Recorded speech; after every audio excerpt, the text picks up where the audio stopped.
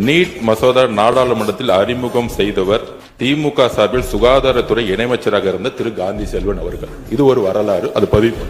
நாமக்கல்லை சேர்ந்த காந்தி செல்வன் என்பது அவர் சாதாரண ராஜாங்க துணை மந்திரியாகத்தான் இருந்தார். அவர் நாடாளுமன்றத்தில் நீட்டு தேர்வை அவர் அறிமுகப்படுத்தவில்லை. பொதுப்பணித்துறை அமைச்சருக்கு சொல்கிறேன். குலாம் நபி ஆசாத் அவர்கள் காங்கிரஸ் இயக்கத்தை சேர்ந்த மூத்த அமைச்சர் அவர்கள்.